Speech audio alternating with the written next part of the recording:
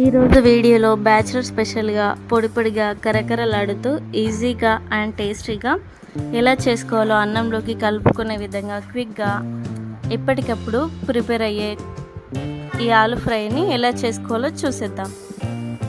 మనం పొట్టు తీసి కట్ చేసుకున్న ఆలుగడ్డలలో కొద్దిగా వాటర్ వేసుకొని కొద్దిగా హాఫ్ టీ స్పూన్ దాకా సాల్ట్ వేసుకొని ఫ్రెష్గా కడుక్కోవాలి. ఇలా సాల్ట్ వేయడం వల్ల ఆలుగడ్డలు నల్లబడకుండా ఉంటాయి. ఆలుగడ్డలు అనేటివి నల్లబడకుండా ఉంటాయి.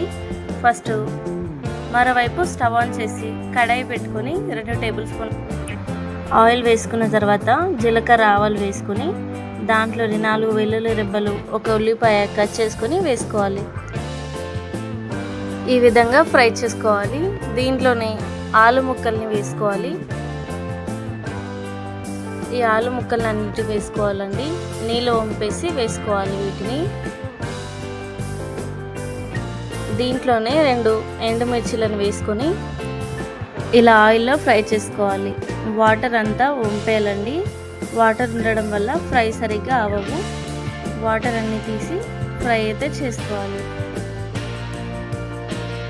ఇలా ఫ్రై చేసుకున్న తర్వాత క్రిస్పీగా అయితే మనకి ముక్కలు తయారవుతాయి.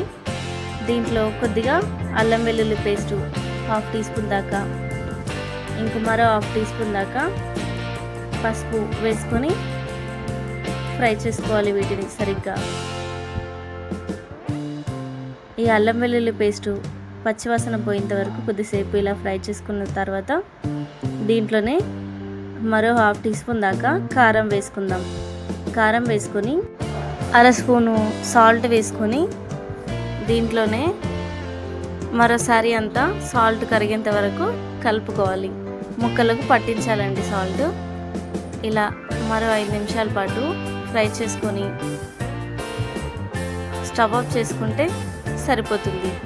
ఆలు ఫ్రై వీడియో చూశాక మీకు ఏమనిపించిందో కమెంట్ బాక్స్లో కమెంట్ చేయండి. Thank you for watching.